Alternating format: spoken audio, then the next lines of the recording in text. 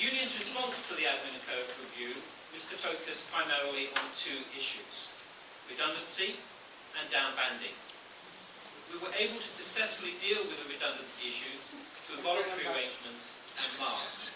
The downbanding issue has remained the cause, and members will recall strike action on the 1st of November and 3 days on the 20th, 21st and 22nd of November.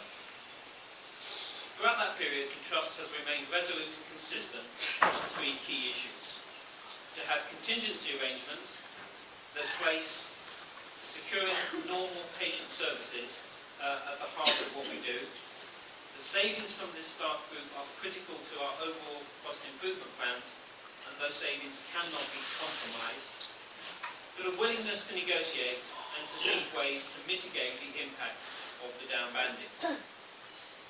During December and into early January, the Trust made 4 offers to the Union Negotiation Committee on extended pay protection arrangements. It's not about pay protection, we're arguing against the downbanding.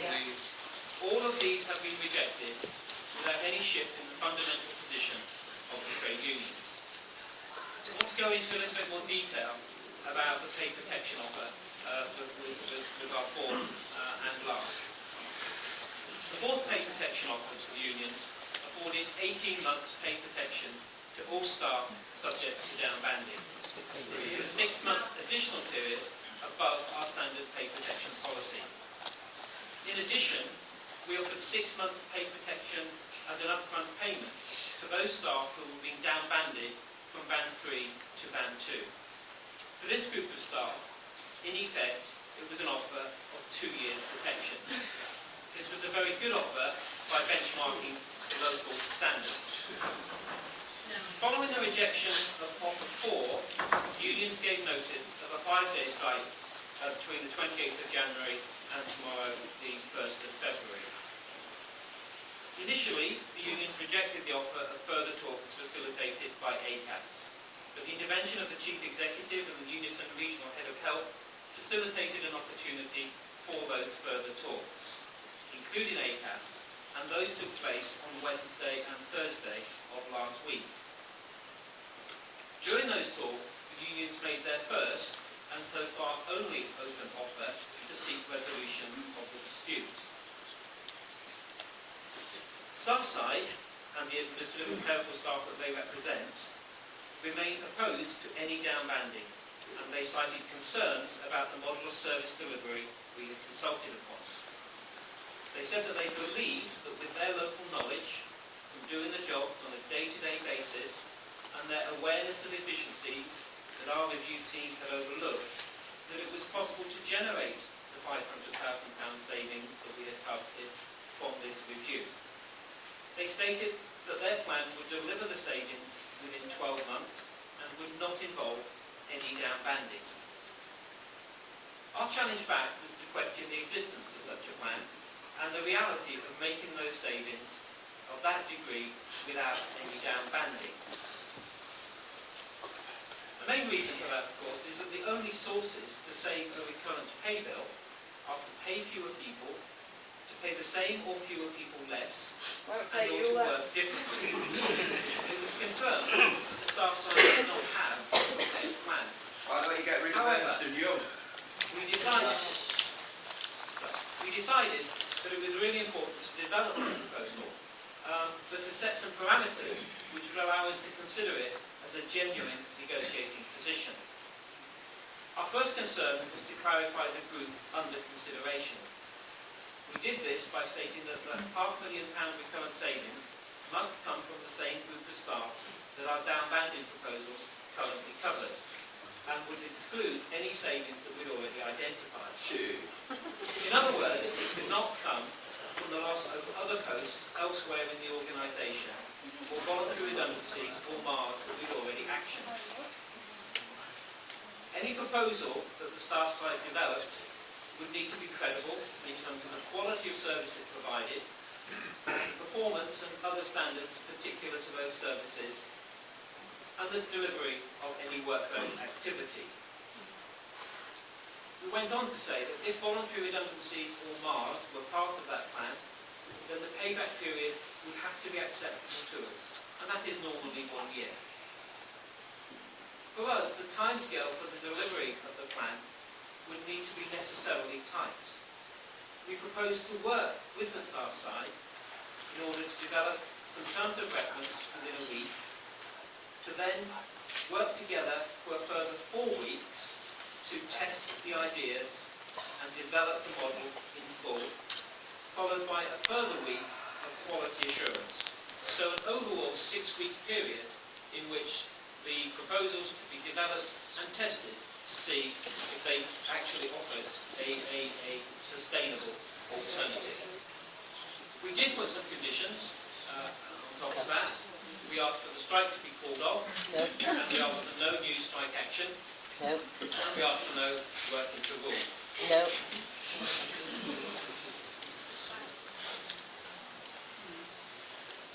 In respect of pay protection, although our policy is only 12 months, we continue to offer 18 months. But we said that the clock on pay protection would have to start immediately. We ask that both parties commit all the necessary resources to deliver a credible alternative without detriment to normal day-to-day service. We ask our side to work with us fully in developing and testing any emergent model, and we ask that public statements about the progress that we were making were jointly agreed.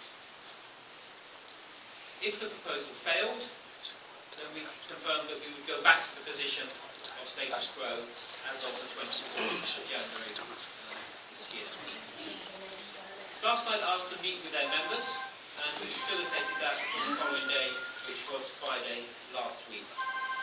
We made it clear that if the proposal was agreed, we would work with them to implement it. But if the proposal was rejected, we would issue dismissal and re-engagement letters. We know that the offer was rejected, and subsequently the letters were distributed. This week, we invited the unions back to the negotiating table so that we could properly understand what part of their own offer they were not able to persuade their membership to accept. The unions and the trust met yesterday. Some progress was made in that we agreed to meet again next week, where the key issue for discussion would be the scope of their review.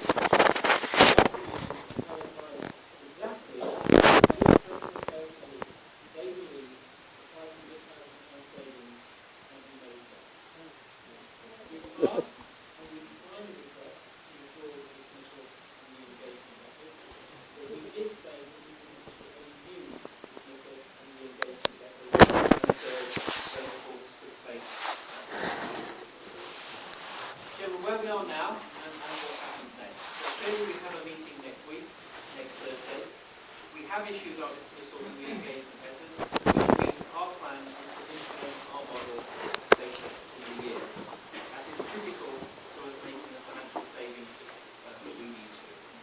If we can work together to develop within a tight time scale an alternative, then we're very happy to do that.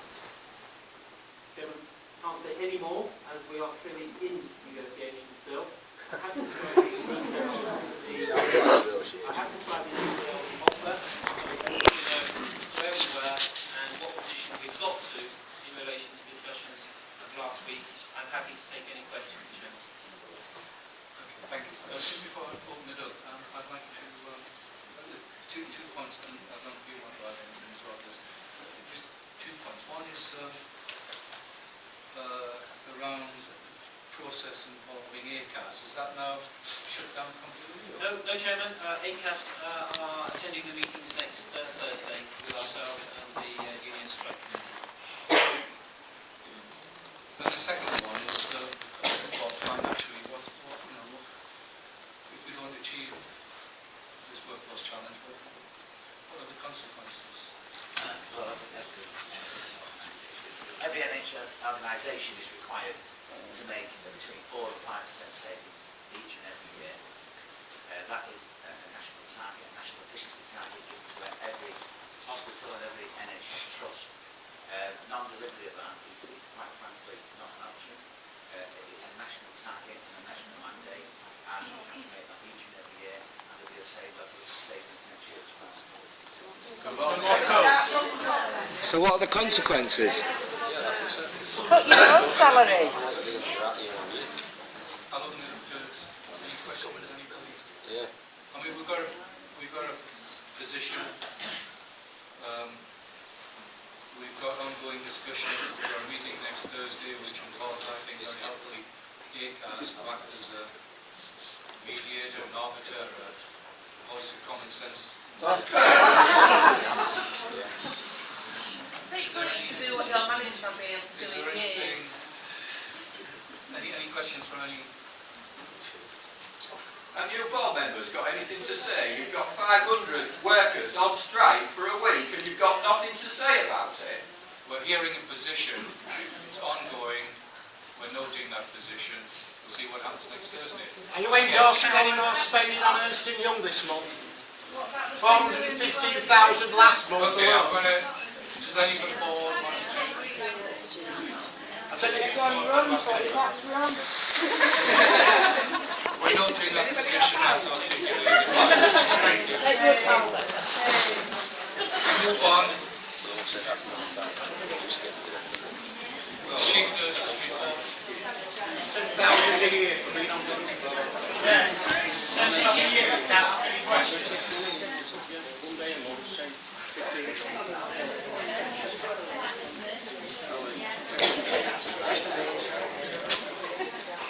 Is the Trust Board going to discuss 3.73 million you spent on Ernst and Young when you're absolutely skint, and what meetings you endorse this payment?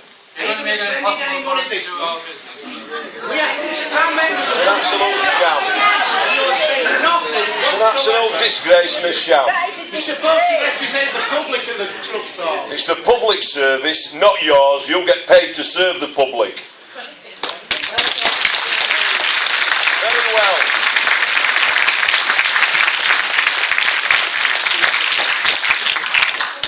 I won't then join in that brief, but there's somebody in that... There's nothing to smirk about either. Just allow me... Just Stop smirking. It's people's livelihoods. Sorry, I'm now getting myself into bother here because I'm trying to respond. I am not smirking. I am not smirking, and I'm certainly not arrogant. You don't know my background, otherwise you know different. And you know ours though, no money. I just say this. I've 40 years in the public service, and I've been made redundant as a public servant. Okay?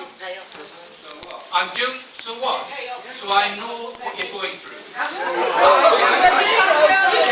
People are desperate out here. Is to clear up the 5%. Every hospital chair has that responsibility. 70%. Don't pay Ernst and Young. Why are you paying Ernst and Young to do your job much for you? more than I should have done. Right. We can either carry on with our meeting or I can adjourn. Oh, it's so easy to do that. Cowards! Total waste of time. Set of cowards. Cowards, cowards, cowards! Get out. Cowards!